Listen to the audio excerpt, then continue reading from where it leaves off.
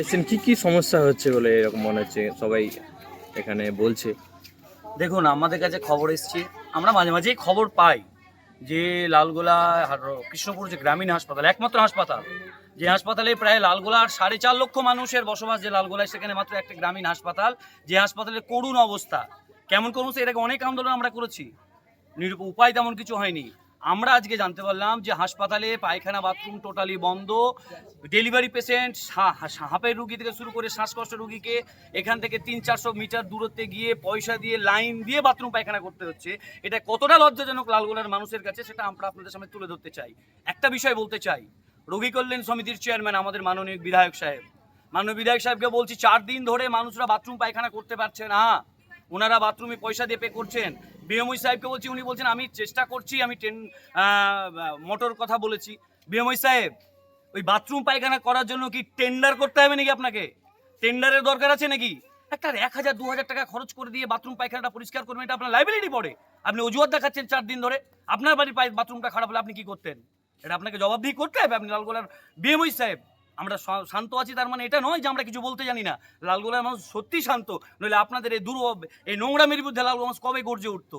আরও একটা বিষয় আপনাদেরকে ক্লিয়ার করে দিতে চাইছি, আমরা হাসপাতাল পরিদর্শন করে দেখছি, 4.5 লক্ষ মানুষের যে হাসপাতাল, সেখানে বেড সংখ্যা, সাত্তার সাহেব যে বেড সংখ্যা দিয়ে গেছিলেন, জনাব আমাদের মন্ত্রী সাত্তার সাহেব, লালগোলা ভূমিপুত্র, উনি যে বেড দিয়ে গেছেন, সে বেডটা এখনো আছে, একটাও বাড়েনি।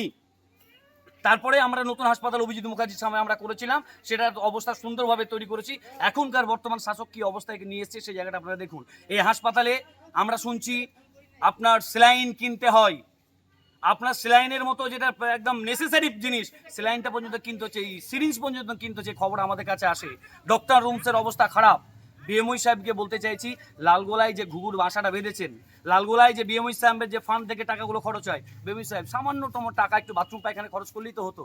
মানুষগুলোকে এত কষ্ট দিচ্ছেন কেন আপনি লাইবিলিটি নয়, আপনার দায়বদ্ধতা নাই, শুধু লালগোলা মানুষের দায়বদ্ধতা। বারবার একটা কথা বলতে চাইছি, লালগোলা বরাবরই বঞ্চিত হচ্ছে। আবারও বলতে চাইছি, রোগী কল্যাণ সমিতির চেয়ারম্যান, এতদিন হয়ে গেল কোনো কাজ হচ্ছে না। উনি কখনো কখনো আসেন, কখনো মহান প্রতিষ্ঠা দিবস হিসেবে কারো নামে করে উনি ফল দিয়ে চলে যান, ব্যাস এতটুকুই কাজ, বছরে একটা দিন।